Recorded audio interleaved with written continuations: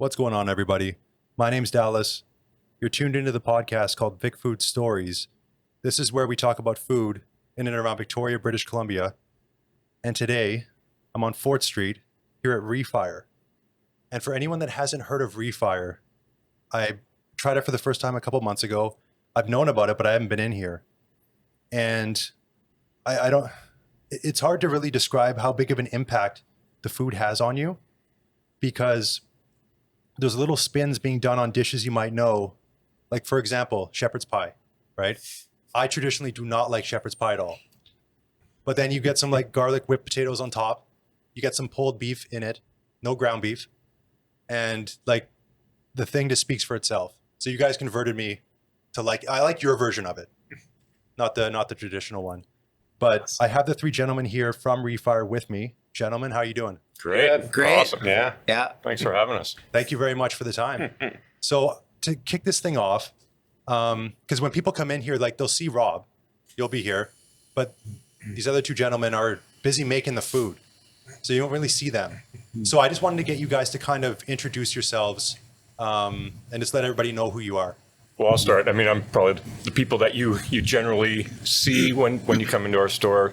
My name's Rob. I have a background that does not relate to anything in the kitchen, so I can't take any credit for the food, but my background, if you will, is in marketing and sales, and that's kind of my contribution to the store. So currently kind of helping out with operations up front, but the branding, the I don't know, just the internet presence, certainly the web presence is something that I have a bit of expertise in. So that's definitely my role. And I got to say, the website is killer. Thank you. Like the experience of going on there. Like if you want to deliver, if you want to pick up locally, like in the store here, it's just seamless. Like a lot of websites, when I go on them, I usually have issues of some sort, and there's been none with your website. So it's been flawless, and every time I've used it, The problems are behind the scenes. I can tell you, it's not flawless. I wish it was, but yeah, we try to keep it as tight as we can. but as long as like the customer is not seeing that, Yeah. then you're doing a good job, right? Yeah. Well, Because thank if they don't know there's an issue, then you're doing something right. Because obviously there's going to be issues at some point. Technology, Yeah. inevitable. Yeah. Seems like there's a battle daily, but yeah, 100%. Something. Yeah. It's going to throw something in the way. So maybe let everybody know who you two are. Yeah. The men behind the curtain. My name's Brian. I'm one of the co-chefs and co-owners of Refire. I've got an extensive background in hospitality, not just in the back end, but on the front end as well. The funny thing is I actually started my apprenticeship and finished it under Tod almost 20 years ago. So we've got a long history of working on and off together, and yeah, that's been great. It's been quite the journey. So Okay. yeah. And then Todd. Yeah, my name's Todd, and I'm again one of the chefs. And my history goes way back. I started in working in kitchens when I was 14 years old. My first job was whipping butter at Smitty's Pancake House. Oh wow. That's all I did was whip butter for 2 years. And was that where was Smitty's? Downtown here on Downtown. Douglas Street. So you're a Victoria guy. Yeah, Awesome. Born and raised in Victoria. Beauty. Funny thing is that when they hired me, it was to be a busboy. And so I remember my mom taking me out, getting me all the busboy gear, dress shirt and pants and shoes. And White shirt, black pants. showed up there Sunday morning to be a busboy, and the one of the guys in the kitchen was called in sick. So they said, "You want to come and work in the kitchen for today?" And so I went back and worked in the kitchen for the day, and I haven't left. They just called to you right away. Yeah. And so I worked there for a couple of years, then bounced around at a couple of places while I was going to high school. And I ended up at the Dominion Hotel, and I did my apprenticeship there. I worked there for 6 or 7 years. I did my apprenticeship there. And from there, I moved to Olympic View Golf Course, and I was the executive chef there for 12 years. And then after that, I went to Bear Mountain, and I opened Bear Mountain back when there was no hotel or anything. It was just a couple of trailers and the golf course. Oh wow, So yeah, there wasn't a house. There was nothing up there. that's crazy. Yeah. Yeah. But there was a place to get food. Yeah. Well, it was a snack shack. Was the first thing they built was a snack shack so the golfers could get something to eat. Yeah. And I ended up, so we opened that, and then we built the original clubhouse, which is now Jack's. And I worked there for 2 years. And after that, I ended up coming back downtown and starting at the Rialto. And I was the chef there for 12 years, and Rob was already there. So Yeah, so the Rialto, that's where you guys met each other, right? well, we actually all met each other at Olympic View golf Oh, course. Yeah. Okay. Yeah, the So- history's longer than the Rialto. Yeah. Okay. So we all met together at Olympic View while I was there, and then Rob came on in '98, I think it was, and At Olympic View, correct, yeah. And then Brian. O2 for me. Yeah, in '02. Yeah. So that's where we all initially met, and then when we left Olympic View, Brian came along with me up to Bear Mountain. Rob went to Rialto. the Rialto, Okay. and then Brian went off on his own, and I ended up down at the Rialto with Rob, and then Brian eventually came back to Yeah. the Rialto As a and bartender. as a You bartender. guys Yeah. kind of separated and then came back Yeah. together. Yeah. And That's awesome. So yeah. So we've been friends for a long time, and kind of in and out working with each other and together for. So was it always the case that you guys wanted to eventually do something together? No, No. that was not on our radar at all. No, yeah, not mine either. Yeah. For me personally, when COVID hit, I was doing some restaurant work, and I'm not sure. COVID hit, and then everything closed down. So I didn't do anything for 2 or 3 months. Brian had moved to Vancouver.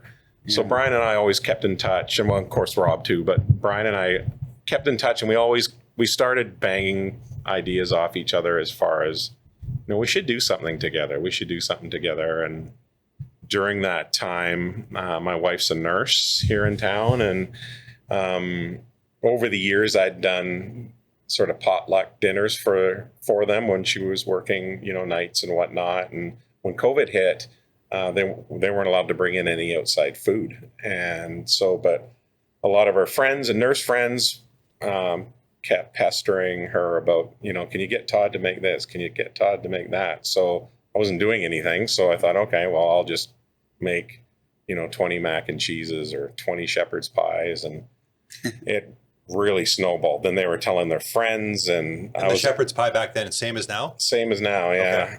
And I'd actually never made a Just shepherd's first pie attempt. in my life. Really? Never. So you just did you just do what made sense to you? Well, yeah. And I just thought, well, if I'm going to make it with something other than just ground beef. So, Yeah. to use braised beef in with the shepherd's pie, and used a garlic mashed potato. And, But the mashed potato though, it's a whip type of Yeah. situation. It's not this hard no.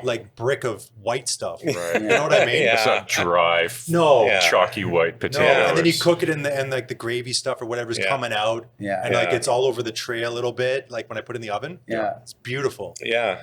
So it was like, oh my God, what's, then I had What have I done? Yeah, my sister, she was a police officer here in town, and so she was telling all the people she worked with, and they were putting out on Facebook, and all of a sudden I'm making 40 or 50 of these things out of my kitchen at home and sending them out, and and the reviews that were coming back were pretty positive. So I started bugging Brian first and said, hey, what do you think about, just coming up with some sort of a plan to do our own thing. And then I talked to Rob about it, and yeah, we that's how it all started, was from there. That's wild. Yeah. Super organic. Yeah. Yeah. It's basically, so do you guys find that the three of you sort of has your own strength and you worked together really well as a team?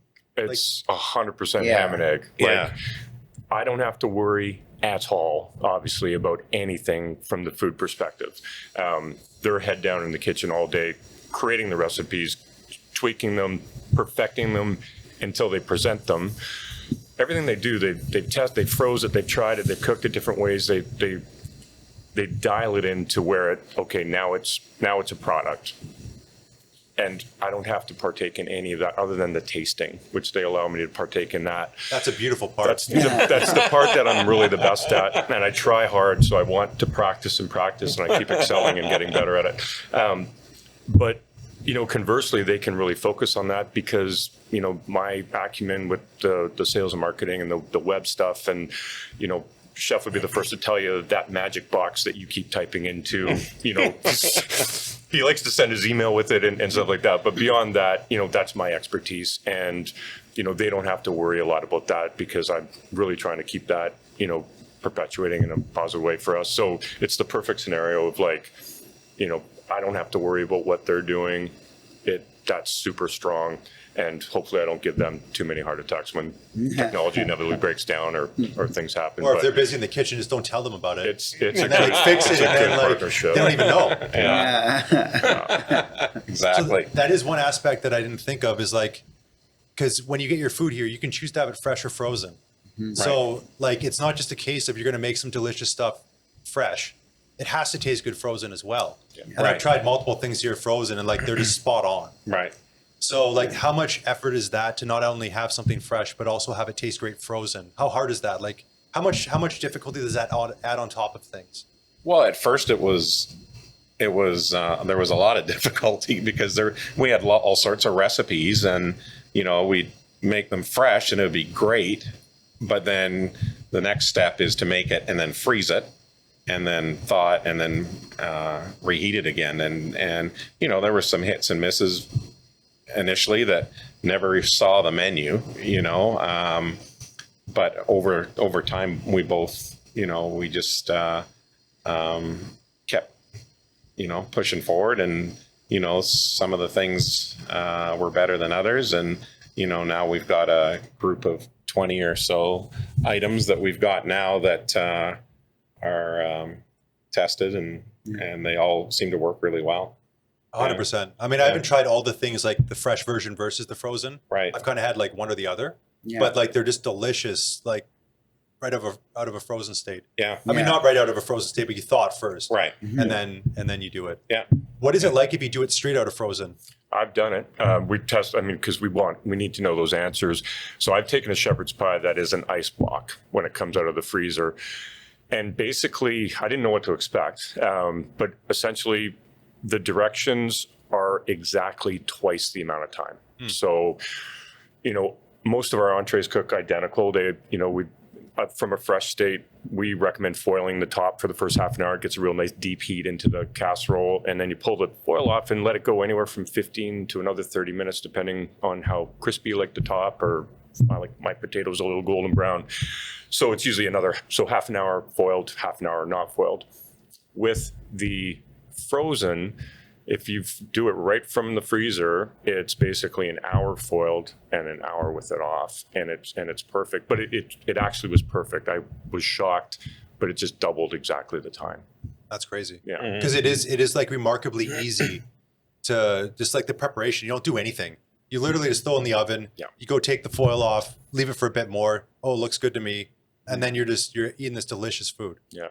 You brought up a good pro tip, like with our entrees. I think I heard you say like the gravy starts to bubble out of the pan a little bit, and like shepherd's pie, what have you.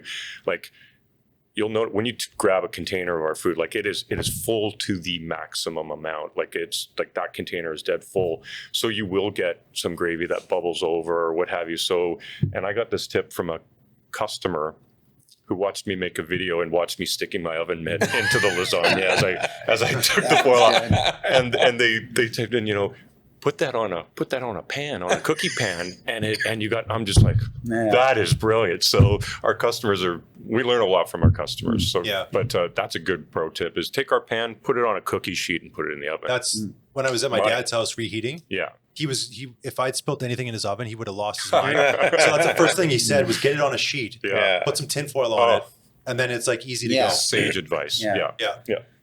No, that's one thing with our food too. We really want to make it as easy as possible for the guest. It's not like a fresh prep or one of those kind of models. We want somebody to be able to, enjoy our food with not having to know how to do anything, or not having to do anything. If you don't have time at night, family just got home or get home from soccer practice, or you don't feel like doing anything, you can just put it in the oven or put it in a pot or put it in a pan. Yeah, it's ridiculous how easy it is. Like butter chicken is a 5-minute. Oh, it's 5 minutes. so good.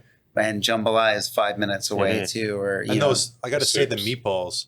Yeah. Oh my God, the marinara sauce. Yeah. Like you put those things together, like you could those two things put on top of like the crappiest pasta ever makes that dish a 10 out of 10. Yeah. Like it could literally be garbage you put it on and it's just like phenomenal. Awesome. There's so much flavor in the combo of those two things together. Yeah. Like I was totally blown away. I would never normally buy meatballs, but like 100% I'll buy those. Yeah. That's like, awesome. That's great. It's just, and it's a lot too. Yeah. Like those are not small. Yeah, No, they're 4 ounces. I mean, so each. a couple of those is, Is like lots. that's a portion. Yeah. And if you buy a bag of our meatballs in the sauce, and you get 8 of them. So there's 8 4-ounce meatballs in a package. So it's a proper serving. 100%. Because Yeah. that works out. Is that 2 pounds then? Yeah. Have to calculate. Yeah. Yeah. 2 pounds. 2 pounds. Yeah. No, they're just, I couldn't get over it.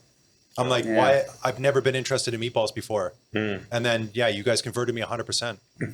Just, I mean, everything, like the butter chicken as well. Yeah. Like delicious. The wild mushroom soup, just like, I didn't expect that to be as good as it was. Yeah. Because I thought like, mushroom soup, how exciting is that?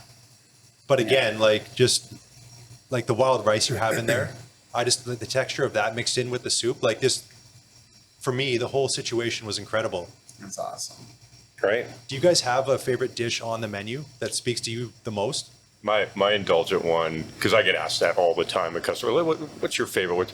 It's like I cannot get over our pulled pork mac and cheese. Yeah. It's the love that the pork gets is insane. We smoke and pull our own pork butt in house. It's a 12-hour process. It's given a lot of love, and I try to time my visits to the kitchen when I know the pork butt is being pulled. Did you guys know about that? We figured it out. When I come in with tongs, they know I'm here to help. But that's, for me, that's my indulgent favorite. We just take our classic mac, which is a good one, and just layer it with pulled pork, and just that salty kind of sweetness of the pork with the cheeses. Yeah. It's beautiful because it's beautiful, yeah. Well, no, you get bites of just the mac and cheese. Yeah. But then you'll get this pulled pork sometimes, and then you get this whole like flavor of that. Yeah. And it's like, I'm not just having a standard thing here. It's kind of like this adventure that you go on, and you don't know what bite is gonna. That's awesome. You're gonna find next, you right? get little crispy pork bites that are like for me, the pro tip on a well executed pulled pork mac is do not be scared to let that panko crumb get brown and toasted. Then you've nailed it if you've achieved that. I kind of feel like it has to be. Yeah, It doesn't look right to me. Yeah, Because that's when I cooked it. That's what I waited for. yeah, yeah. Let that get brown and toasted, and the pork gets a little crispy around the edges, and then you take that down. So you guys last year, so you're making all this stuff at your house, Yeah. and then you start talking to them. Hey, we should do something. Like, because you guys didn't open the location on 4th Street here until I think December, right? Right. Yeah, that's right. So you guys were doing it online only before that? Yeah. Right. So we initially we started with a commissary kitchen out in Keating, and so it was Brian and I, and we were sharing the space with there was 2 or 3 other food places that were using the kitchen at the same time, and so we did that from July until end of November of last year. And when we first started in the summer, it was, mostly family and friends. Yeah. The first couple of months. And then once we got into the fall, we definitely started to see this uptick with, people we didn't. Strangers ordering Yeah, food. right. Oh my God. Does anyone know this name? Yeah. It was an exciting moment. And it was, a lot to do with the website and whatnot. Instagram, Facebook. Yeah. People just started seeing us more and more. And Yeah, and it was still just Brian and I, and so we outgrew the space out in Keating. We ended up securing a kitchen space in town here, and at that point, we were using the space just as so you could order our food online only, and we delivered 2 days a week, and you could pick up 2 days a week. So we actually used this space here to pick up 2 days a week. And when we say we delivered 2 days a week, like we're talking It was about the Three of us delivering. they would put their frying pans away and then load the coolers into their vehicles, and off we'd go, and literally deliver the meals they just prepared. And then you must start to get to know people, I guess. We did, Yeah. Like you start recognizing, Yeah, oh, yeah. I know who this is going to. Yeah. Then once we got the kitchen space downtown here was, 3 times the size, and enabled us to then think about turning this space into a store. So you could get people. I guess you can get stuff over here a lot quicker. Well, just could and make produce more. it. Yeah. Make more, yeah, produce of course. more, right? Yeah, of So we opened beginning of December last year, and that was a game changer for us in a whole bunch of different levels. As far as we were able to produce more food, but then the demand was there, and our numbers just started skyrocketing after the store opened. And Brian, it was still Brian and I until like the middle of January last year. We were getting a little worn out. Yeah. I bet. Especially if the numbers start going up. Yeah, we were 7 days a week, and long days, and then we hired our first kitchen staff member about the middle of January last year, and then we've just kept growing and adding since then. So there's 6 of us in there now. Yeah. Oh, wow. Full time. Yeah. Beautiful. Yeah. So for you guys with small business, there can be points where there's like a moment where it's like you got to either expand quite a bit or sort of stay where you are. Have you guys just sort of been like this sort of slow and steady growth the whole time without running into something like that? I don't know if you describe it as slow and steady. I like what Chef suggested, like when we got to the store, there was a pretty massive step up in volume, just the accessibility of the food. People could walk by. They, now that you're a storefront, they would learn more about it. We early on got a sandwich board out front, and we had our rack cards placed in it. And I was the only staff in the store at the time, would just watch. People were reluctant to come in, but they would take a card, and all of a sudden we could see the uptick in the website visits. And so it's a great traffic street here, Forest Fort Street. It's a great neighborhood, and we're really happy to be a part of it. But those people started to learn about us, and so the store was a learning curve in terms of all of a sudden these guys had to triple their orders. Instead of making 2 batches of shepherd's pie a week, they're making 5, and that happened fairly rapidly. So there was a bit of a scramble there. So it's been good growth, but there's been a few chunks, where and we're about to have another chunk. Yeah. We hope. We just have managed to secure a new larger location for our kitchen because we've actually outgrown the one we're at now. Wow. If there's 6 of you in there. Yeah. Well, and like I say, we're selling everything we can produce at this moment out of this location, and our goal as a business is to grow. And so our vision, in the short term, is to see a couple more of these depots. But we need a kitchen to support that, one that can feed that. And so we've just managed, it's a pretty big moment for us actually, because it's just happened a matter of days ago, is where we're now about to get our own kitchen, and we're looking at February 1st to occupy that space. That's incredible. Get in there and build it out. These guys have a plan. The equipment's in play. We know what we need to kind of go forth, and probably be a month of getting that kitchen built out. And then hopefully, at that point, we should be looking to have a new location. So a storefront attached to that kitchen as well. So we'll have 2 locations. We're hoping as early as March 1st. Wow. Yeah. 2 storefronts is huge. I love the storefront here. Like, it's just so inviting when you walk in. Like, there's just so much space. Yeah. but that you can walk in, like if you want your stuff fresh, it's there. You want the frozen stuff, you can get it that way. But you can really load up. Yeah. And like, part of me is like, why would I ever make anything at home if I could just come get stuff here?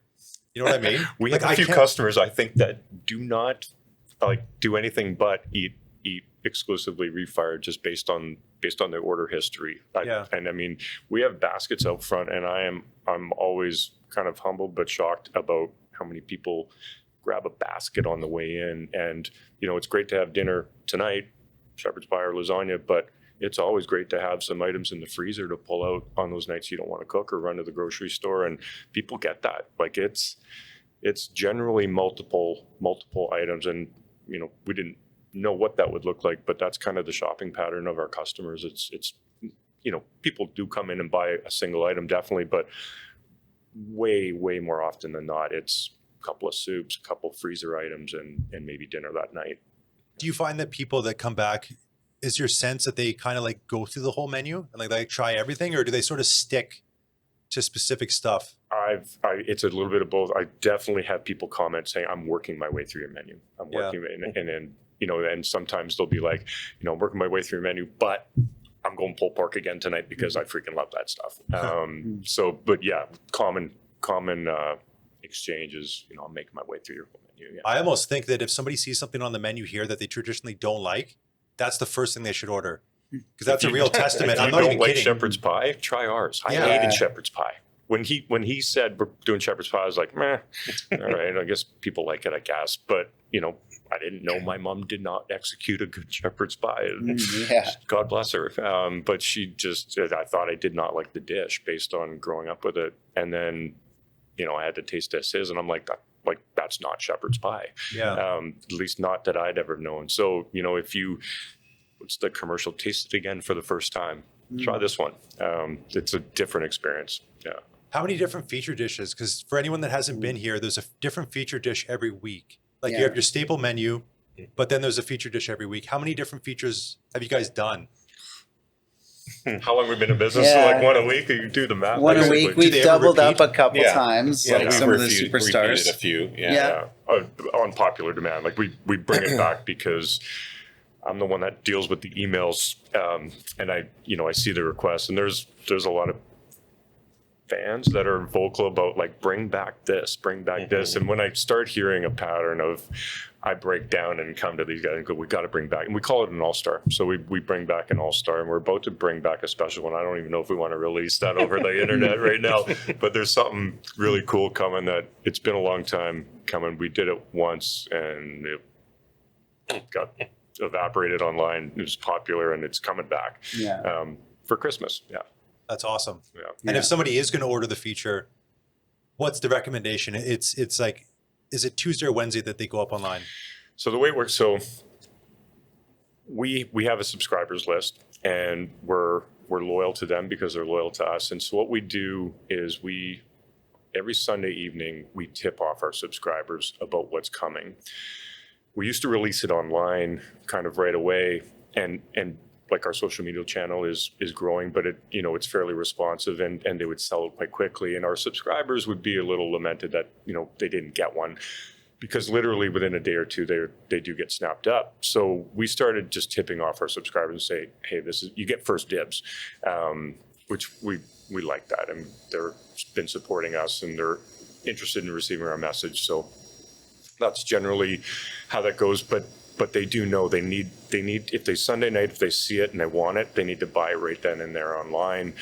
They can choose any night in the week, as long as they pick it up or deliver it within that week. Like if they see it on Sunday, but they want to have dinner on Friday, they just select Friday on the drop down, and we'll have it made for them, and it'll be in the fridge Friday for them to pick up. So, yeah. But it's just slick the way you guys have this whole situation set up. Like, I like the thought process of like sort of giving people an incentive and rewarding them for being a subscriber. And like the first week I did it, you sent out like a $15 coupon that week. Yep. So like go and subscribe right now. If we don't just want to give you like information. Every now and again, we tuck a little something in there. A little bit unexpected. Yeah. That was a week of a second email.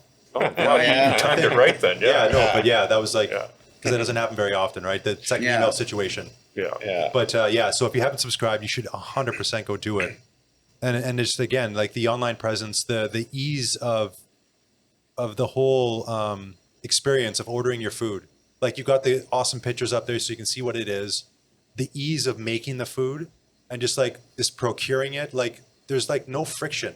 Mm-hmm. You managed to somehow strip as much of that away, I think, as you possibly can. That's awesome. And how much thought have you guys given to this whole process? Is it really refined over the past year, or is it kind of the same as it was like when you guys opened the shop here? To me, like we're learning something new every day, and we learn from our customers what they like and maybe what doesn't go well.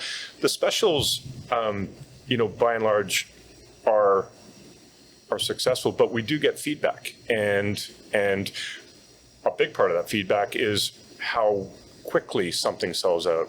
We know something's hit out of the park, and really speaks to Victoria when we've had specials that get evaporated in 9 hours, and the full capacity of what we can produce that week is spoken for in advance. What is that one that's gone in 9 hours? Oh, Do you God. remember? Well, yeah. Beef bourguignon. I can't even say it. I can Bourguignon. never. Bourguignon. Yeah. Pie. I would have said got- bourgeon. I know what you're saying. The that's a huli cheese. chicken started like that. Yeah. We had the huli chicken. Which is the one from last week.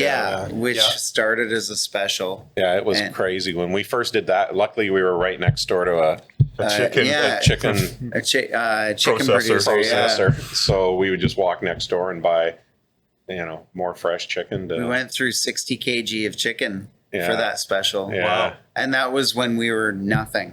Yeah. Yeah. Imagine now. Well, I guess Oh, you guys yeah, have done it well, now. yeah. I guess you do know. Yeah. Yeah. Yeah. And some of those become an item, and one thing I know, I keep going back to these guys, like our veggie lasagna, we bring that back a little bit. Often we'll throw a vegetarian option as a special because our menu is fairly meat centric. There's a lot of protein in a lot of our dishes, and we do have vegan options. Absolutely, we want to grow them, and we have vegetarian options that we want to grow as well. But the special is an opportunity to bring that in now and again. And I'll tell you what, as soon as we can make it work for us to have a vegetarian lasagna in the house, like that's a special that just gets destroyed, because we make a good version of it too. Yeah. It's a little bit unique in its construction, and it's well received. And when we put it out, my email blows up. Why is this only here for a week? Yeah. Yeah. But we'll also have people that buy 4 to 6 of them when the email goes out that we're releasing it that week. Because So- you guys do too good of a job. yeah, you're kind of a victim of your own Yeah, you gotta kind of talent. like do shitty stuff sometimes. Don't actually do that. The marketing guy's going to advise against it. No, don't do that. But maybe that's in a situation where the bigger kitchen, Definitely. and then maybe the veggie maybe comes on board maybe at some point. yeah. Yeah. So, going back to the question, is like, do you refine? We do, because we learn from those kinds of experiences. We learn from our customers. We're definitely learning from our staff. We're finding things that work better, but we do get more streamlined, and it kind of gets a little easier, right, as we learn. So, yeah. I'm sure, as I said, there'll be something that we discover that we haven't learned yet, but we'll learn it the hard way. Yeah. But fortunately, our lessons have not been that, there's not been painful lessons to learn. We find something and shift and pivot and come back stronger for it. And What we do find, especially with our menu and then with the specials too, that we have to stick pretty close to who we are as far as comfort food, and those are our biggest sellers, and we see that a lot with our specials too. If we try and be a little bit too chefy and do something a little bit different or unique, and but man, we sure notice a difference when we do something that's more Home style. Oriented, comfort food, and they're generally the ones that really kind of blow up. And for so, us. like, with the food, how do you choose an item that you're like, okay, this is going on the actual menu? How does that happen? Like, how much has the menu evolved this year? If you Well, look at there sort of the was- staple one, I think when we first started, we had 12 items. Yeah. When we first opened, now we have 25 or 26 items, Yeah. 27 items, I guess. But I think for the most part, it was, yeah, initially it was just things that we brought on as a special and they just blew up. So, you know, as we progressed and we thought, well, you know, moving from Keating to downtown, when we got a bigger space, we thought, okay, we can afford to bring on 3 or 4 more things. What 3 or 4 things we want to bring on? Well, the pulled pork mac was one of them. The chicken tetrazzini was another one. yeah, that one's delicious. We brought the jambalaya back, I Brought the think. jambalaya 2.0. back. Yeah, because we had it in the very beginning, but then cut it short. Reconfigured it. worked Yeah, it, reconfigured reworked it a little bit. Yeah. And then, Yeah, and brought it back. So, you know, those things got added to the menu. And then since then, it's, you know, for us to grow, it's been mostly add sort of one thing at a time. And generally they've been a special that's been really well received. yeah. Is there any dishes that take way longer to make than any of the others? Those 10 did not last long on the menu. Well, that's what I'm wondering. no. Like, this must factor in. If it takes too long to make, you can't. But we can break it up into steps, right? Like the meatballs, we can Yeah. break up in a mixing, you know, making the mix and then baking them off, and then you make the marinara, you cool it down, and you know, and you can have multiple people involved in that, so you can break down a big job into manageable pieces, right? And how are you guys coming up with the recipes? That's Just Just things messing that about. we've 40 Yeah, years it's, experience. yeah, just stuff that we've done over the years for the most part. yeah. You know, and Brian and I'll go, you know, what do you think about trying this? Or what do you think about trying that? And, you know, we generally end up tweaking it one way or another and adding a little of this and less of that. And till we're pretty similar as far as our tastes go. So, Yeah. which helps a lot. So, you know, we just try things and It's great to have someone to bounce ideas off to, Right. and to And get someone that's open to, yeah, like being receptive to ideas, Yeah. right? and to like taste stuff, and you trust 100% that they're going to be honest with you. yeah. That's Like, the big thing. you know, You don't want just somebody that just don't is like, tell me this. Oh, that's great. That's great. It's like, no, like be like, no, it needs this, or Yeah. I don't really like it. Maybe if we tried this, or yeah, that is great. Yeah. How can we make that en masse, right? Because a lot of stuff we come up with Mhm. are good ideas, but it's really hard to execute when you're thinking of making, you know, 500-600 units a week, of course. right? Right. So And so when you have an idea and you dial it in, like, taste delicious, right? yeah, Going back to the frozen part. So you start off just by making it taste great as it is, and Yeah. then you have to reverse engineer, like, how do you get it to freeze? Is Yeah. that Yeah, so we'll come up with, you know, let's take the shepherd's pie again, right? So we had no idea what it would be like once you froze it and thought it out. So, you know, we tried it, and you know, the fresh product was great. So then, you know, this was before we opened. You know, fresh product was great. Okay, now we have to freeze it.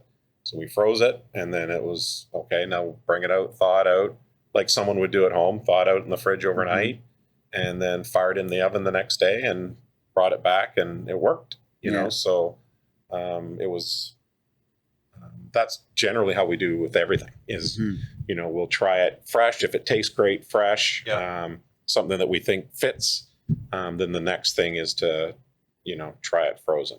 And then if it's not on point frozen, then you just started trying to figure out what tweaks you have yeah, to make. we did. There was a few tweaks with certain things that we would have to, you know, do as far as the sauces and whatnot. But, you know, some things just didn't work, you know, and it was like, okay, nice try. But we had to move on to something else, right? What are those things that didn't work? well, there's a couple soups that we've done that really, you know, separate when you freeze them, or sauces that we've done for dishes that Oh, I see. separate, or you know, even stuff, you know, I like we take the specials that are left over. If there's any left over, we'll take one out of the bunch, freeze it, and then we'll bring it back to see, because you know, if it was a super hit like the crab cakes or the pork belly fried rice or anything like that, Oh, I didn't know you guys did that. The crab cakes Anything are pork belly is man. come on now. Yeah. But the crab cakes were stellar. Yeah. And then after they were frozen and thawed out and heated back up, not so good.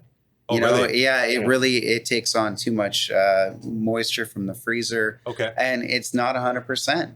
It's The okay. texture changes, obviously, the freezing process, but just certain ingredients don't come back from frozen as good as other ones. So, you know, it influences your choice of veg. You know, some veg is a little hardier coming back and That's right. maintain its texture. Yep. So if they're putting together a sauce and one of the veg is a little suspect, it maybe goes a little slimy or a little mushy or what have you coming back, we have to rethink that one and maybe replace it with something else or take it out altogether, or, you know, so it's not necessarily just a dish, but sometimes something within that dish just needs to be swapped out or omitted, because even like a fresh basil leaf for garnish looks nice in the fridge, but you know, you take Coming that, out you black. put it in the freezer, and it's black, right? And it's Are there any dishes that you like maybe haven't figured out, but you're like, we need to have this thing on the menu? you ain't got to figure it out by now. Like any frustrated ones that have been frustrating or something? I mean, Not really frustrated. I mean, pretty much all our Or have you been able to figure out everything you've wanted to figure out? pretty much. I mean, Yeah. you know, we had to test things, right? So you know, some of them took longer than others to you know, to make them perfect. Yep. You know, but yeah, there's nothing been where we've really gone. I mean, other than things that just didn't work, right? Yeah.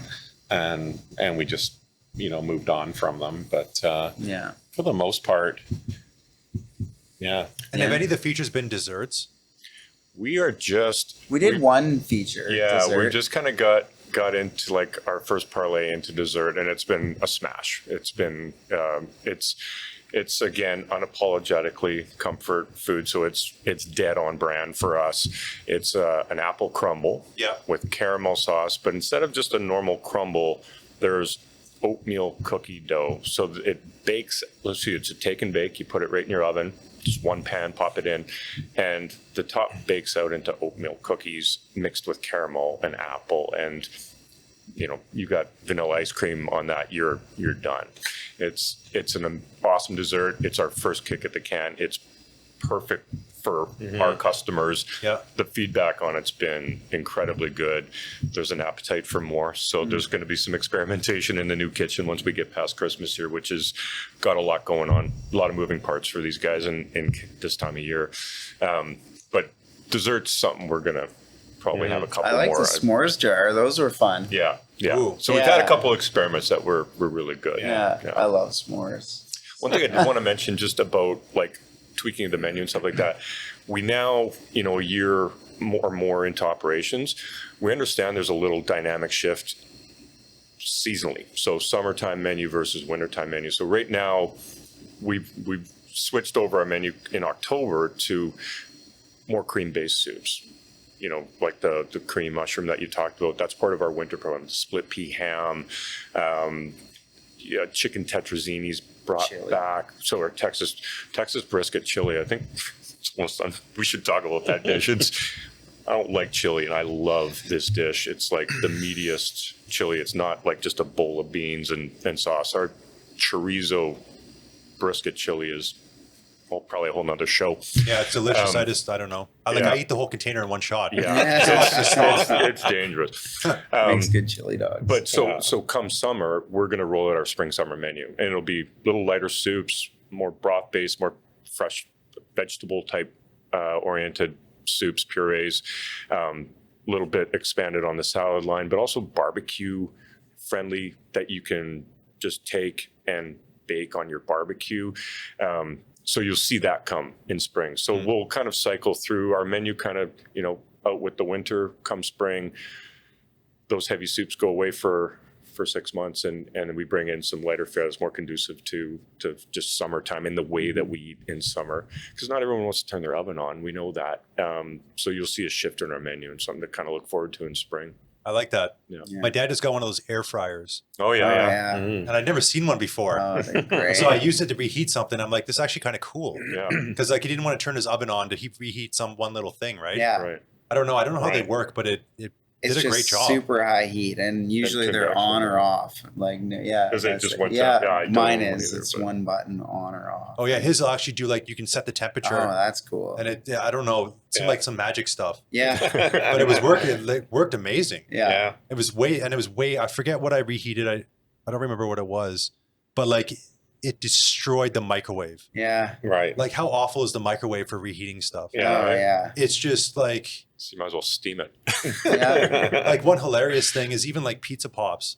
If you have Oh, pizza yeah. pops in the oven versus the microwave, Yeah. like this is two Different. totally different things. You don't Yeah. get the molten lava center. the microwave, like Oh, yeah. You just get that crisp on there, and I take some like Caesar dressing and I dip it in there. Oh, It's like a really weird combo, but it works fancy. for me.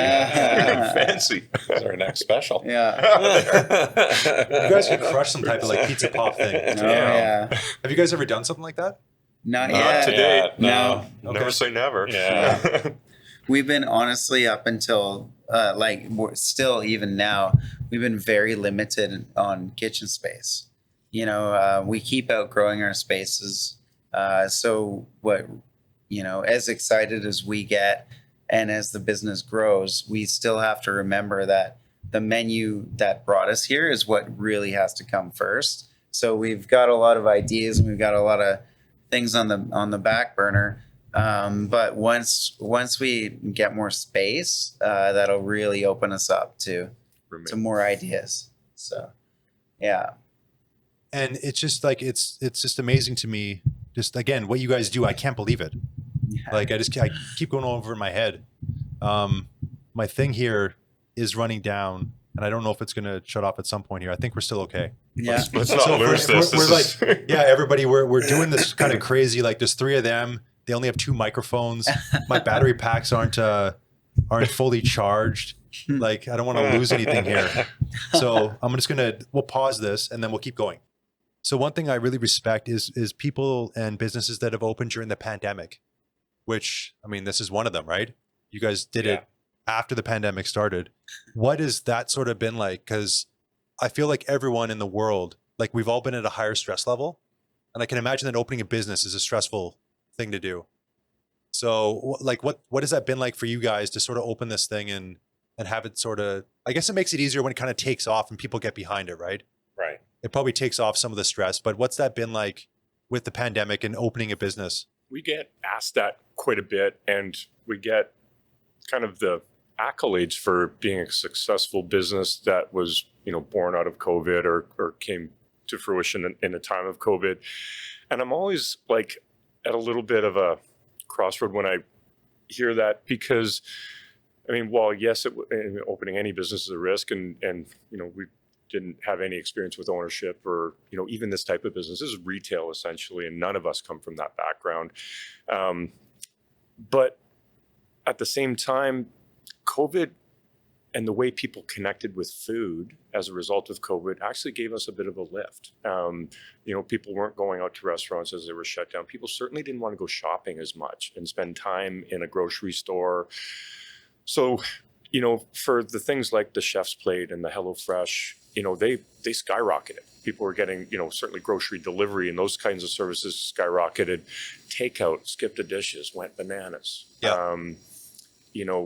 And we were on the same program. Like our model fit that new appetite of the way people were connecting with food. And it's always nice to hear the accolades of saying, you were so brave to do this, but there's always that tingle in the back of my brain that goes, we had some help. Like it didn't work against us the way it did for some food purveyors in the city. And we have so many friends, and we all come from the hospitality industry that were shaken and devastated by this, and their companies and businesses, they're doing everything they can do to hang on. And we were kind of having positive results. And it's sometimes hard to celebrate your success when your friends are not experiencing the same, successes. given the same circumstances. But so, for us, I feel like we were a little bit lucky with the timing of that and the way our business model was structured, that it didn't really, Well, it was actually a positive I thing. think too is that like it would have never happened without COVID, right? Because Yeah. my whole life and career, I always had to have a full-time job. I had, kids and mortgage and all that sort of stuff. And, I could never see myself just going, you know what, I'm going to, for the next year or so, I'm not going to get a paycheck and just start my own thing. I'd thought about it a lot, wanting to do my own thing over the years, but would never make that leap. And COVID forced me to make that leap. And these guys were in the same boat, so it was, I think, probably easier for them too, where they, jumped on board. We'll make the leap. And we weren't, Successful. well, yeah, we weren't, we looked at it like, okay, let's give ourselves, what did we say, 3 months 3 or 4 months. months, something like that. We'll move into keating. We'll do it for 3 or 4 months. It didn't really cost us anything other than the cost of the food. Let's try it, see what happens. And, at the end of the 3 or 4 months, we'd made this leap. And so it was like, okay, what's the next step? Without it costing us really a lot of money. And we made the next step, which included, doing a little reno on the store here and buying some fridges and freezers, and, which got us over Christmas into the new year. And then there was another huge leap. And it was like, okay, at that point, not quite a year ago, we 3 of us kind of went, okay, this is a thing. We're committing. All in. We're all in now. We're committing. So it wasn't something like we, just jumped in and thought, oh, this is going to be successful right away. We kind of, we took it in stages and made calculated steps, that luckily went our way. And it's just kept growing since. So without COVID, it never would have happened. Because I would have never thought of quitting my job and just going out on my own and starting something. Yeah, I lost my job because of COVID. I was in Vancouver, and all that stopped. Like, there's no more restaurants and bars and everything. So I was out of work over there, and that allowed me the opportunity to kind of jump back and forth here to get this started. It would have never have happened. I wasn't living in the city. I wasn't on the trajectory of wanting to own my own business. I was in a cocktail bar, so. Yeah. For the first 5 months, Brian would jump on the first ferry Monday morning and get off the ferry and meet me at Keating, and we'd do our thing for 5 days. And then he'd be on the 3 o'clock ferry Friday to go home for the weekend. He did that every week for 5 months. Wow, respect. Yeah. Yeah, it's kind of like the right idea, right place, right time type thing. Yeah, well, the fact that we have such a massive long history, but we've all had jobs. Mhm. The fact that we actually could all come together on this, like he At the wasn't off same doing a time. different career, I wasn't doing something that I couldn't, Step participate away. and step away from. So yeah, like serendipity all around. Yeah. I got to say too, I just realized that you look like Walter White right now. I gotta tell you. It's been bothering me all night that I'm not kidding. You look like the spitting image. I've been in a bar where I was getting called Walter White by multiple patrons. Yeah. I'm like, I don't get it. I've looked at a million pictures of him. Oh, you don't see it? I don't see it, but I do know other people see it. I still haven't got a It was free something. table at a restaurant or It was anything as a something. I don't know. result. Maybe if you had the black hat thing. I don't know, but I've not the first time I've heard that. It baffles me. I'll Right. take it as a compliment. Yeah. He's a Yeah, fun-looking 100%. man.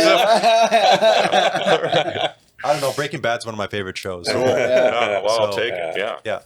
Yeah, that story that just clicked in my head as we're doing this. Yeah. I just had to say something. Yeah. And so this location here that you guys got, were you guys shopping around for a location, or did it kind of fall in your lap, so to say? Again, kind of serendipity around here.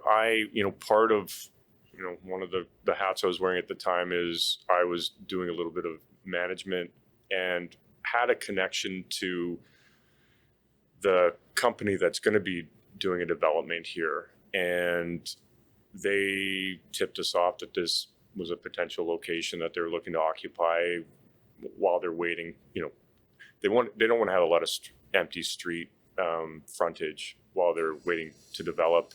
And so it was an opportunity for us to, have a little bit of easement on the rent, but yet still occupy a space. And their criteria was, they want something that's going to be vibrant, maybe bring a little bit of traffic to the block, maybe do something for the greater good of all the neighborhood here. And they liked the concept. So they, let us come in. When this space was occupied, it was like this. There's a pony wall just behind you here to kind of make the space make sense. It was cavernous. It was a massive space. And on Tuesdays and Thursdays, back in the day when this was our pickup depot, I would literally tape a handwritten in a Sharpie sign piece of paper on the window that just said Refire Kitchen Pickup Depot. And I would sit here in a chair in this massive cavernous space, and we had one stand-up consumer level refrigerator and one consumer level freezer. Really? And I would watch people baffled and kind of timidly open up the door and go like, is this, because our website looks pretty, you don't know where you're going. The website looks pretty legit. Yeah. And then they show up at the depot, and it's like, sketchy sign handwritten on the door, and one lone dude sitting on a chair. And then Walter White's inside. Right, Walter White's greeting you. And I'd be like, you're here to pick up your order? And they're like, yeah, I think so. And I would ask them their name, and it would be one of 5 orders. Yeah. So I didn't have to hunt through a bunch of bags and hand them our order. And that was the early days. So I hope you have photos of that too. Well, like documented. We do. We absolutely do. Because to be able to look back on that kind of stuff, like that's really cool. Man. Well, yeah. So as we started to build out, kind of, we kind of went back and forth. Like Tod was saying, like in the stages, our goal was nobody writes a big check. That we just kind of stole, and so nobody gets hurt here if things don't work out. It's 3 months, and the next step is nobody's writing a big check yet until we had that. Okay, we all looked at each other, go, we're in, we're like, what's happening here? At that point, then, the things had to develop. But so we were thinking okay, well, we'll just paint the floor, and we're literally just going to have a curtain across, get 5 shower curtains or something, and just block off the space. And, but at that time we started to know that it's a little bit more here. I think we need to legitimize the shop. And although we did it definitely on a budget, I love the way it came out. I think it's, again, it's incredibly inviting. It suits us. Mm-hmm. It's our customers. We get great feedback from the customers from the in-store shopping experience. So I love the way it came out. And I think going forward with other locations, we are going to use this as a model to kind of keep the branding consistent, and what the expectation is from the customer's perspective when they go. If you go to this Refire, you go to this Refire, they're going to have a pretty similar experience. Yeah, just at the front with all the windows there. Yeah, it's very open. Yeah, there's a lot of space. You're not feeling tight and crammed at all. Yeah, it's just you guys crushed it so hard. Yeah, and that again was just who designed the front part? I did. Yeah, it's kind of like I said, the ham and egg thing is I take on that kind of stuff so that these guys can stay head down. Making shepherds. Yeah. The endless, voracious appetite of Victoria and their shepherd's pie. Yeah. And also making something called the holiday heater. Mm. Oh, yeah. Yeah. Which you guys put up on the website that it's going to be available, I think, at some point. Well, I don't know when this episode's going to go up. Yeah. So I don't know if it'll be available, already sold out. If you go on the website and you see it, maybe you want to order it, you want to come in the store and get it. But for people that don't know what the holiday heater is, maybe share. I think, well, Tod's been making most of them, so it's like a one bake Thanksgiving Christmas dinner all in one pan. Yeah. So it's layered. So it's got stuffing. We do a apple, bacon, and sage stuffing. Then fresh roasted turkey. Roasted carrots and onions, and then the whipped potatoes that we use for the shepherds. It's the same recipe to top it with. Bake it in the oven, like There's all some our gravy in there too. with all our other dishes. It'll take the same amount of time. The bigger ones take longer, hour and a half for the family size. And then we serve it with turkey gravy and cranberry sauce that we make both of those in house too. Again, So- it's going to be like an adventure with every bite. Like Yeah. you're going to get all the flavors you would want to experience, but it's just all in one. Like right. super simple. Yeah. We've been kind of like our first Thanksgiving and Christmas, I guess, Last too. year, yeah. So Todd and I like ordered a whole bunch of turkeys and we deboned them and then rolled them and roasted them and did the stuffing. And then we cryovac the bags with the turkeys and we sent it out to our guests to bake it themselves at home. So they got the veggies, they got the mashed potatoes, they got all the sides with it, and they got the turkeys to roast off in the oven. And it was awesome. Like, I would love to do that again at some point, but as we progressed and as things moved on, when Rob's like, so, like, he keeps bugging us. He's like, it's coming. We're like, we know. What are you doing? I don't know. We didn't think we could. We couldn't handle the volume, right? We wouldn't be able to do that at all for where we're at Yeah. right now. We just with- have with nowhere volume. to put that many turkeys. Have nowhere Of course. to Yeah. store everything, and so Rob says, what if we come up with a one pan kind of deal? And I'm like, well, yeah, and why So not, that was- right? So we tested one and we was loved pretty it. damn good. It Was was it the really good. First attempt. First shot, yeah. It was like, holy crap, this is And we crushed that tray, like was crushed like- it. It Yeah. was so delicious. It's so instantly a full turkey dinner Yeah. in one slice. And for the customer, their Christmas Christmas, I guess, prep consists of, you don't even have to take the lid off. You just take the pan out of the fridge. I'd probably rest it for a bit and put it in the oven and then go join the family. They Yeah. don't have to do anything. And so that was the feedback that we got. As soon as we launched it on Thanksgiving, immediately the following week is, I want one for Christmas. It was unbelievable. My email just stacked up of people trying to pre-order what we didn't even know was going to continue at that point. yeah.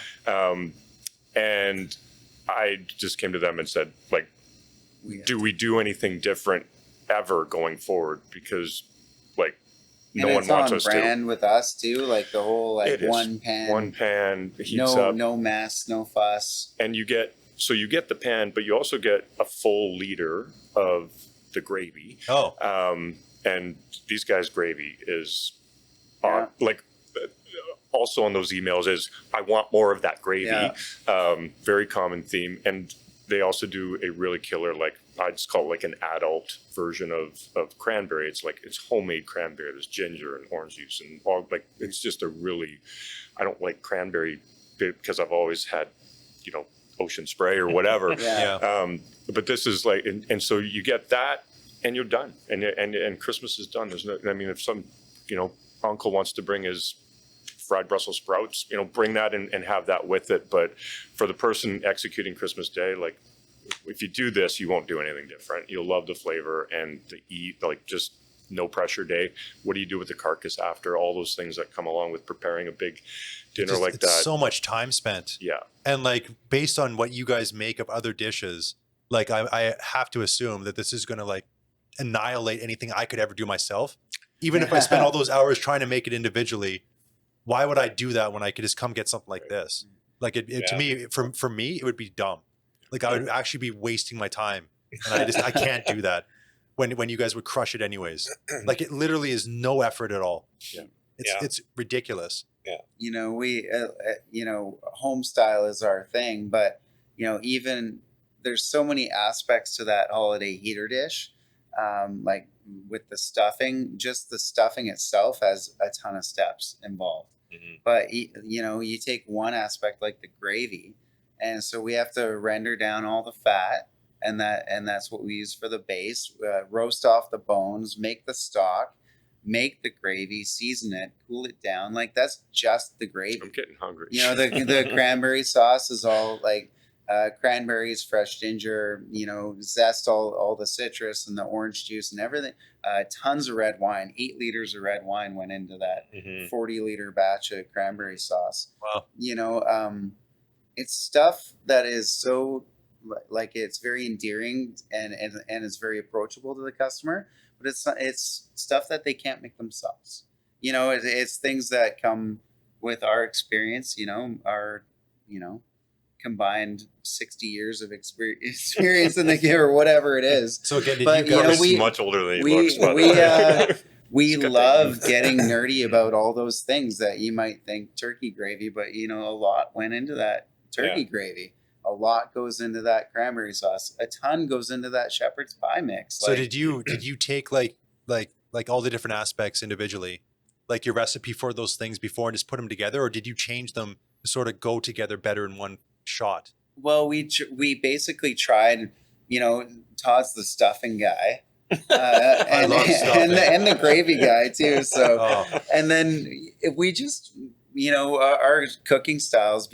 I apprenticed under Tod too, and we've cooked in the kitchen together a lot, and we have very similar approaches to how we make things. So stuff like the mashed potatoes that goes on top, it's been tested and tested and tested because it's what we put on the shepherd's pie. So for us, it was like, okay, it's a garlic whip, you know, Yukon Gold potato, mashed potato, you know, and it's a great mashed potato. So that naturally we thought if you're going to top it, we'll top it with that. Things like we do roasted carrots and onions as sort of the vegetable layer, but you know, we put a lot of time into roasting them to make sure they're caramelized, and we add fresh thyme, and the onions are caramelized too. So like, you know, things like that where, you know, Does it matter how you level it? Like putting this one on the bottom would actually be different than on the middle? Absolutely It would, does. yeah. Yeah. So like we put the stuffing first, then the carved turkey, and then we put like a thin layer of gravy over the turkey, just so that when it does bake, it keeps the turkey nice and moist, and then the carrots, and then the mashed potato on top. I want this shit right now. It's so It's good. being- I It can't really is. imagine. Like, because I didn't have it at Thanksgiving, so Right. But I'm just picturing in my head, like rolling over the other things I've had, Yeah. that it'd just be fire. Well, And it just worked. Like we just tried it once. It was we had the ingredients that we made up, and it was like, okay, well, let's just throw one together and see how it works. And so we threw one together, and Were you shocked how well it came out? Yeah. I was totally shocked. I absolutely was. We Yeah. envisioned it, we sounded it off, and like, you know, we all kind of go, that's yeah, got potential. And then when it actually came out, I was just like, Yeah. we're good. Yeah, We're good. I had an experience like that at Wrap and Roll before they closed down. 3 days before they closed, I asked Mo to make an upside down pizza with the sauce on the top, right? Right. Just pepperoni. There was no mushroom. Just put the sauce on the top, like the pepperoni, then cheese, and then sauce. And I'm like, what? I don't see why people like this thing. We just kind of winged it. He did it, and we had it, and both of us, a light bulb went off in our head. Like, holy fuck! Yeah. Why is this so much better? We just changed the pizza game. Yeah. but just like it didn't even have mushrooms. It was just pepperoni. Yeah. right. Normally, I don't get excited about a pepperoni pizza. Yeah. So it's amazing when you do have like you try something and then it's just like whoa, Yeah. like you thought it might be good, but it's just like wow. Yeah. So I guess it makes sense that everyone's like blowing up your email box that they want this thing. It does make sense to me. It's You guys should have like a Refire holiday like in April. Do Oh, do like do well. like one of these in April of like the Refire holiday meal Not a of like bad April. idea. well, for Easter, we're considering another option as well. And this isn't totally sussed out, but we've recently done a country ham scallop potato bake. Ooh. That was pretty, That was pretty good. energetically embraced online as well. Okay. We have we're in. Oh yeah, I had we're in that this- actually. You did, Oh, Yeah, I got that one. yeah. Yeah, I had that with my Nice. dad. Yeah. The ground bacon crumble. Again, I don't like scallop potatoes in general, but Oh. Yeah. like that one crushed. Yeah. Delicious. So planning meals, like special meals around the holiday, definitely something that we want to be able to execute. So Thanksgiving and Christmas are lockdowns for, this iteration of the holiday heater for sure.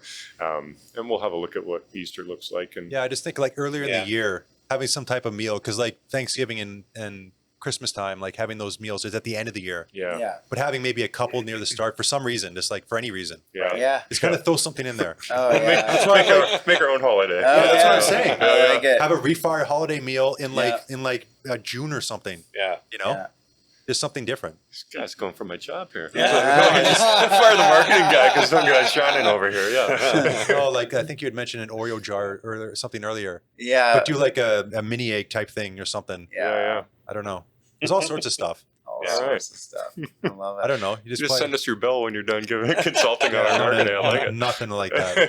But yeah, the holiday heater though, like the whole concept of it, because really that saving that time, because for me, like I don't really do presents on holidays and stuff. I'll get something if I know somebody, it would be impactful for them, but I'd rather spend time with people because that's what's invaluable. Yeah. So just freeing up that time that like, let's say somebody now doesn't have to spend 8 hours that day. Right. They can actually 100%. spend the time with their family. Yeah. Like that's no prep. paramount. And even when they're spending time with their family, all they're thinking about is what they should be doing in the kitchen. Yeah. Or how much Yeah. time I got before I got to take that out and put the other thing. It's like they can't relax. And then imagine if they miss the time yeah. and the bird gets like A lot of pressure on that overcooked. individual. Yeah. Mom had Yeah. a lot of pressure on it. Yeah. Yeah. Then it's like that's just like it's depressing on some level, Yeah. right? Because Yeah. like now the meal's messed up. Right. Yeah. So yeah, it is a lot of pressure. Yeah. But so I love the fact that you guys are able to help some people with that. Yeah. So I imagine it probably sells out pretty quickly. Well, it does. And by the time we're sold out now for the one that feeds 8 to 10. The good news is that no one knows right now, and your listeners won't be finding out early based on the timeline that this will likely Who knows be when this released. thing's coming out? But we are putting out what we call our full size. So it's our standard tray, feeds 3 to 4 people. And those will be available as a frozen. So we're going to start building those pretty quick here, and we'll have lots of inventory of that as much as we can.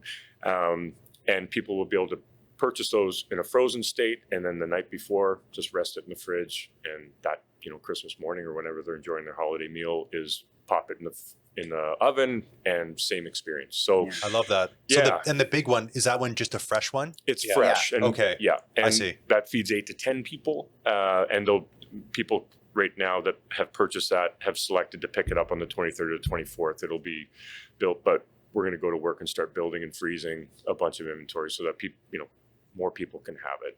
And not everyone's feeding, 8 to 10 these days, right? So a lot of me. smaller groups, Yeah. and myself included. I mean, I'd probably still get the 8 to 10er just because I like leftovers Yeah. and pop. And I know it freezes amazing and comes back amazing. But that size is going to be perfect for a lot of people. I mean, my issue though, like I want to get the 8 to 10 one, Right. which probably for me is like 4 meals or Damn. something. Like I eat a lot, right? Yeah. Like the trays for 2 to 3 people, I could just eat the whole thing. Wow, you crushed But that. I don't need to, I just feel like I need to chill. Because December's like the time where if I'm going to gain weight, like Oh, I've we all literally do. gained like 10 pounds in December, like in previous years. Yeah. Right. So I just need to, and that's when I was working out. So like I need to chill. It Yeah. would be too tempting because like I don't know. And I don't normally get excited about leftovers, but I think with this one, it would just be every time I had it, I probably like it more than the time before. Yeah. Well, that's with a casserole, any casserole. I mean, they just time a little age on it, and it does good things actually. Yeah. Yeah, it's just been amazing that every person that I've told to come here, like literally, they don't come once; they come multiple times, like, and they become repeat customers. That's great. That's Yeah, so you biggest must compliment. really Yeah, find that it's like people don't just come once. We've made friends with our customers. I mean, Yeah. our staff highly encourage you to come visit our storefront because we've got some great people up front here, and they've made so many friends because they're seeing the same people over and over, and they tell us that they're sending their friends here. And as much as the website and our social presence has done good things for us, the word of mouth is the biggest thing. I think in Victoria, that's huge. It's the biggest thing Yeah. for sure. And so we've been lucky that the That's the what quality of the got us product is what it is, and people feel comfortable and confident passing us along to their friends and families. So that's really, really helped our growth a lot. I think there's something here for like anybody. Yeah. And I mean, all the stuff I've tried, certainly, like it's like delicious is not the word for it, right? Yeah. Like 15 out of 10, like I said, on everything. Damn. Like there's nothing that like I'll wet my pants out of excitement if I'm going to eat anything from here. That's awesome. So just like everyone, like if you haven't been here, you have to come try it, because it's not an option in my opinion, and you're probably going to become a repeat customer. Yeah. But I'm wondering, do you have any plans upcoming? I mean, you mentioned the new kitchen, the holiday heater. Is there anything else that's going to be upcoming, or anything that you'd want to touch on? Yes, I mean, it's pretty hard to top second location. Yeah, I mean, that's our focus. Like, Christmas is really incredibly stressful time for our kitchen. Like, everybody's maxed in there right now, and so that's the head down focus right now. As soon as we get on the other side of that, the planning and development of building out the kitchen and the storefront is like, there's going to be a short break where we're going to get about 3 days off, and hopefully all of us are going to be able to decompress as much as possible, because as soon as we're back, it's really going to be head down in the planning and development of the new location, because that timeline is pretty quick turnaround. What are you going to do in your 3 days off? Oh, God, You guys, what do you do to Not cook decompress? turkey. not cook, not chop veg endlessly, and Pipe mashed potatoes. Yeah. for me, I'm going to try not to look at a computer, which will be really challenging. But obviously, that's a big part of what I do, and just the design work and stuff for Refire. But I'm going to try not to look at a computer for as long as I can. I need to do that. Yeah, I think a lot of literally, people need to do like that. my girlfriend, like she hates it how addicted I am to my phone. Yeah. And it's bothering me Yeah, because it's just like it's not good. Too much. it can't be. No. So like Instagram, I haven't really been on Instagram that much the past like 3 months, because I've had to focus attention to other places. And so like for me, I'd rather spend time doing like podcasts like this than doing the Instagram thing. I find this to be more interesting. Yeah. To be able to like share people's stories and like share personalities. Yeah. Because like we were saying, like you guys aren't here, right? Right. So nobody can really ever speak to you. No. No. So this is an opportunity where people can see you, and that Yeah. to me means a lot. So it is, yeah. So I know what you're saying. Yeah. And for like upcoming stuff, new kitchen doesn't sound that exciting to most people, but for us, we Yeah. finally get to outfit the kitchen with the equipment that we specifically picked. So you get to design the whole thing. Yeah. Yeah. Oh my God. So, full design, it's our equipment.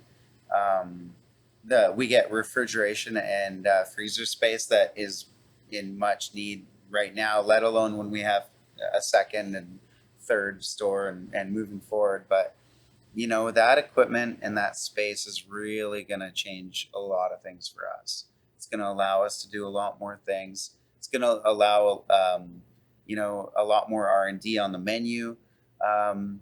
It could be a lot more expansion, or it could just be a constant change. Like each Right. season could be more changing, and we could stick to a similar amount of items, or we could expand the amount. We're going to play with it. It's going to Yeah. be a lot of fun.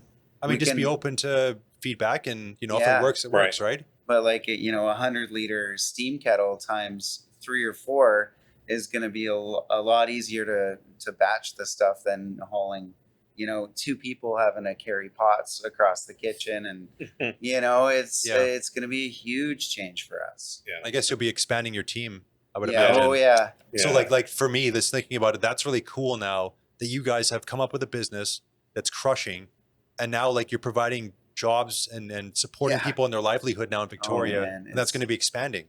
Like that's wild. Yeah. Like So right now the kitchen's open 7 days a week. The store is too, but we have people in the kitchen 7 days a week. Generally from 7:30, 8 o'clock till 4 or 5 o'clock. But that's just with one store. So with the bigger kitchen, we're probably going to have to add a afternoon, evening shift, and more staff to execute it. So right away, once we secure the space, it's going to be double. Yeah, Wow. what we're doing now. Yeah. Yeah, I can't imagine what that must feel like though, to be able to design your own kitchen. Yeah. Like that must be like just like It's pretty cool. in the candy store. Like Totally. Well, like- and this kitchen is different than just your regular restaurant kitchen, right? There's a lot of things that we don't need in the space, which is kind of cool because then we can double or triple up on certain pieces of equipment so that we can just keep producing with the amount of growth we've got. and what are you most excited about, like as far as the kitchen goes? What pieces of equipment? Just in general, whatever Oh. whatever that means to you. What are you most excited about? I mean, Well, space. I mean, just we're so limited with what we can do and how much food we can produce just because of the space. So all the extra That we're in. space is in this location here. like a lot Yeah. of You know what I mean? Ironically, Like, it's in yeah, the there's right- lots of yeah, space it's here. all lots of place. space Yeah. here, but no Like- kitchen. like Yeah. you can see some of our packaging in the corner there. We've recently bought all this refrigeration and freezer space just to take extra stock from the kitchen. Oh yeah. Like our main game right now is like juggling our stock. Like the volume we're at now and the size of the kitchen we're in now is We have to get food deliveries daily. yeah, because we just daily don't have food the deliveries. space to stock anything. So anything, it's coming in the door and getting, prepared and fired back out the door to here the next day or the day after. Yeah, And you guys sell out of like everything, right? Everything. Yeah. Yeah. That's really cool too. yeah. Yeah. Like just to see everything go out, nothing goes to waste. No. That's wild. Yeah. I mean, it really means you are doing something right here. Yeah. That's a good indicator. That's an yeah. understatement. Yeah. That's another great part about our business too, is we don't waste anything, nothing's going in the bin. Yeah. The odd thing here and there might, this one thing might get burnt here and there and it whatever, but it's not like anything's getting spoiled. Yeah. Yeah. 100%. Anything that doesn't sell in a fresh state within a couple of days, it gets frozen. And once it's in the freezer, I mean, it's good for months. But I mean, I'm always shocked at we can't keep food in the freezer because we can't. It sells so much in the fresh state that we're only moving little bits into our freezer, and so we always thought that the problem was going to be we're going to have a ton of frozen food because we're not. But it actually has been we're challenged to get food transferred into our freezer because it sells out so quickly Yeah. fresh. So It's a good problem to have. It's Yeah. a great problem to have. And Yeah. again, if you're ordering on the website or whatever, you can order frozen specifically. Yeah. Yeah. So you can like pick the day, I want this thing frozen. They're going to have it here for you. Yeah. So that, I mean, again, just the frictionless nature of the whole business is very cool. It's Mhm. awesome. And then, so for you guys, as far as like decompressing in those 3 days, what are you doing? Watch a little football and Okay. What team? well, I'm a Seahawk fan. Okay. Seahawk and Steeler fan. Mm. So watch a little football, hockey. So big into sports. So Yeah. be a little bit of that and a lot of family. I was born and raised here, so I've got a huge family that's all still living here. So Yeah. sisters and nieces and nephews and cousins and so a lot of family And not like, are you going to do takeout those 3 days? You're not going to cook at all? no cooking. Oh no, I'm cooking Christmas dinner. Yeah, So there's no way you're for not my gonna wife's cook, yeah. side of the family, but Are not you sure doing- I'm not sure what they're getting yet. A heater. Yeah. Yeah, well, let's just do a heater. Yeah. I'm like, you are technically like, you are Yeah. cooking that. Yeah, I know. Like- Yeah. But after a month of making them, I'm not sure. Yeah. They might get a prime rib instead. Yeah. Or would they eat it? Because you've had so many of them, yeah. right? Yeah. Or you've tried it already. Yeah. Maybe they get something and you get something Yeah, special. I'll make myself a steak or Yeah. something like that. Yeah. Yeah. Yeah. So But if you're going to order out, do you guys have like a spot that you tend to go to around town? God, Victoria's food game is so incredibly good. I tell you, I got to give a shout out to one of my favorite lunchtime meals is Bold Butchery, and I don't know if they should be well known.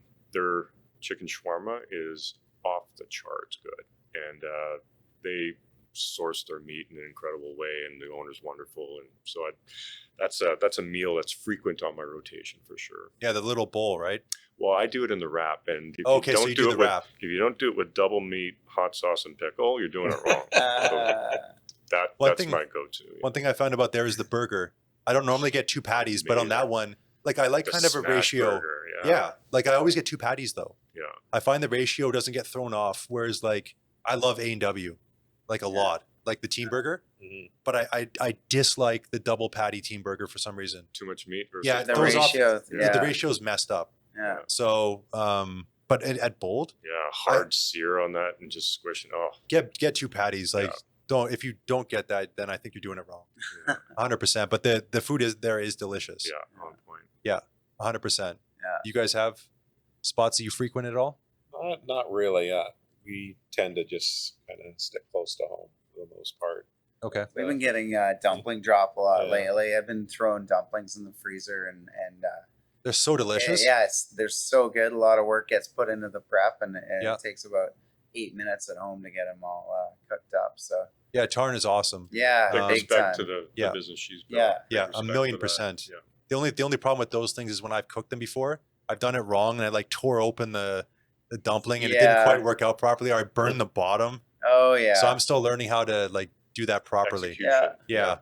Yeah, like putting I think you put the lid on at one point, Steam so Yeah. to steam it. Yeah. But the first time I didn't do that and it was kind of messy. I don't know. With the Yeah. crisp bottom and the chew on top, then you've nailed it. Yeah. I'm getting there. Yeah. Yeah. Takes a few tries. And then the chili oil is delicious as well. Oh yeah. Yeah. I haven't been in there and tried the new, because she has some other items as well now Yeah. in there, and I haven't tried those yet. Yeah. Neither have I. Yeah, I've seen like rolling out a bit of a menu. Like Yeah. So good for her. And She's she has the expanding second things. location now Yeah. at Driftwood, Yeah. Love which it. is very Right. cool. Yeah. Yeah. Still haven't checked out the new Driftwood, so I'm really looking forward to it. Yeah. No, I haven't been there either. Yeah. I don't know. I've been kind of pulled away because again, I've been focusing my attention on other places, but I want to get back into eating out. The only problem with it is it costs a lot of money. Yeah. Like, And the prices aren't going down. Yeah. No. Based on current situations. no, I think about like when I started the Instagram account, the amount of money I used to spend, like it's so insane, Yeah. like crazy. So I think I've kind of got accustomed to this world where I'm like eating like my like way outside of the realm of a normal person, Yeah. because all this food costs so much. Yeah. Yeah. But I get given food sometimes and that, so I'm at like this weird thing. So I'm trying to like readjust and pull it back to like I'm only eating out once or twice a week or something, Yeah. and try and like reacclimate myself to what it should be kind of. Right. Yeah. But it's just amazing that when you can have some home cooked stuff like what you guys do, you just make it so easy and it doesn't cost very much. Like that's another thing. The cost is so cheap, like per serving, Per serving. Yeah. that it's just like, again, like those meatballs, like you can get 4 meals out of that, Yeah. like easy. Yeah. So if you portion that out, the cost of the meatballs and the marinara sauce doesn't really cost very much at all.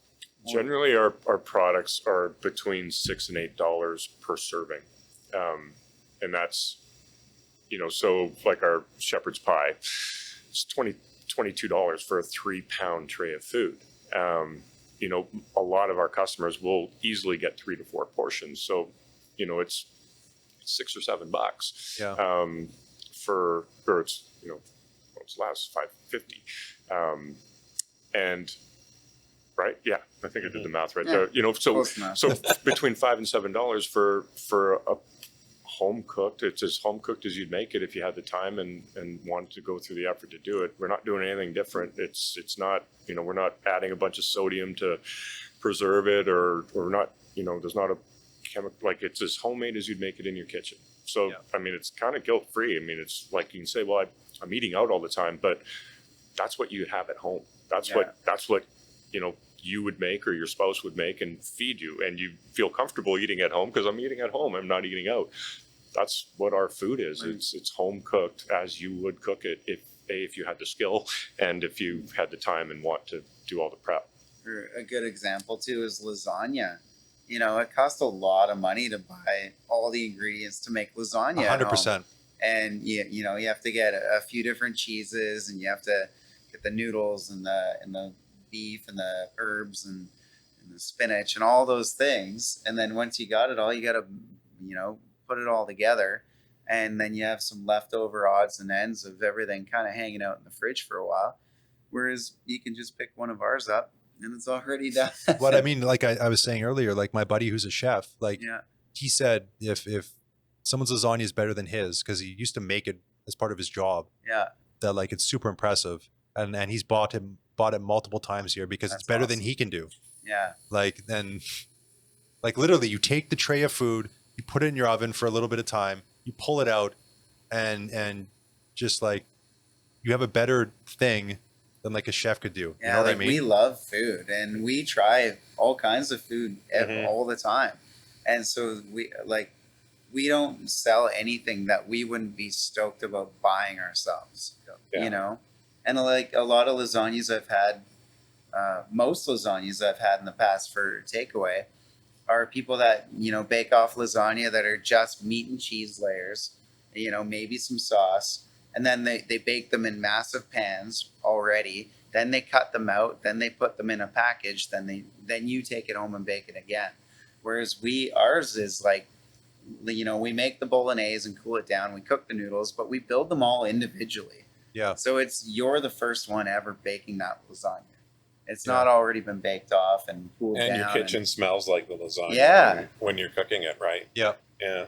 I think there is a lot of that with food where people kind of like, so you have like a lasagna, there's these ingredients that need to be in there, and they kind of just check off the boxes with not a lot of thought put into it. Mm-hmm. Yeah. So that's just, the amount of love and thought that you guys put into the food is phenomenal. Yeah. So I think you guys have built something very special here. Thanks. Thank you. Yeah. And the way that I end these things really is sort of asking what the biggest lesson is that you've learned in your time with food or in the industry or whatever.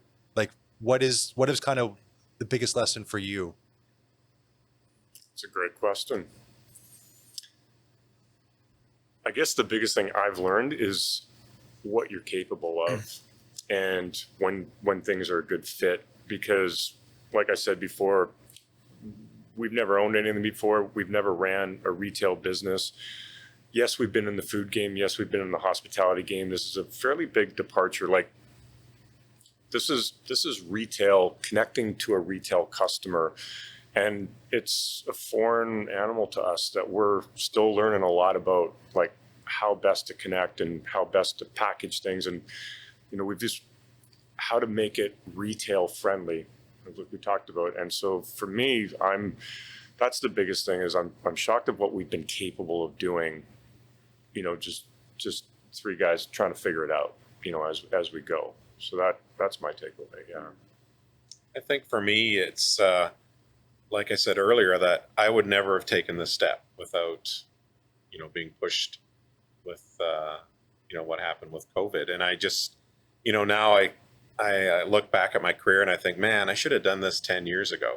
And, maybe it wouldn't have worked 10 years ago. Maybe I needed the 10 years to get to the point where I was at. But, I think that you're never going to know unless you take the chance. And I was, the poster boy of not ever taking a chance like that. Like I just couldn't imagine myself going that long, and you do sacrifice, and it's tough at the first few months, but man, it's something that I really glad that I took the chance, and it's worked out for us. That's awesome. I think if you are talented, and you bet on yourself, because that's one thing you can control is sort of the effort you put in, right? Then you're sort of betting on yourself. It is scary, but if you're good at what you do, there's nothing better to bet on than yourself, right? Right? Because it's ultimately up to you. Yeah. Is it going to do good or is it not? Kind of. Yeah. I mean, that's not the only thing that goes into it. Well, and I think too, having these guys along for the ride, I wasn't just doing it by myself. Yeah. We all had each other as far as helping, with every aspect of what's our next move, as the business started growing and getting more popular. Again, it's a lot different than if I was, or any of us was just to go out on our own and try to start something, like this. Made it a lot easier. Of course. That's for sure. Yep. Mm-hmm. Then Send it home. Yeah. I guess, yeah, for me, it's been more just learning how to be fluid and think on the fly. Yep. I think that's what really makes us successful is, you know, we've moved kitchens multiple times. You know, I've had to move apartments and a bunch. We've had to set this up and, you know, everything happens so fast. All in a year. You know, and it's all three of us have to be adaptable. And it's really hard to find a group of people that you gel with and all of you being adaptable at the same time. You know, no one's really stuck in on an idea that's not working or anything. We all kind of help each other out, lift each other up, and we all adapt together. And People you still want to talk to after you've been with them for several hours that day. I know, And you don't want to like punch them in the face, you know? Yeah. You guys have done something very special here. And like that day I was in talking to you, we were here for like 10, 15 minutes. And there was like 10 or 15 orders that came in, that little cha-ching sound on the computer. Like people are digging it. Yeah. So yeah, kudos to you guys. Yeah. Thanks. Yeah, thank you. And thank you for the time tonight. Yeah, thank you. Yeah. Took a little bit thanks to a set lot. up and we banged it out though. Yeah. Yeah. Awesome, That was guys. great. Yeah. Okay, well, thank you very much. Thanks, Dallas. Thanks. Thanks. Yeah. And if people are looking for sort of where to go to see your stuff, what's the website? What's the Instagram? Yeah. All that kind of stuff. Refirekitchen.ca. We're at Refire Kitchen for Instagram and Refire_Kitchen Facebook.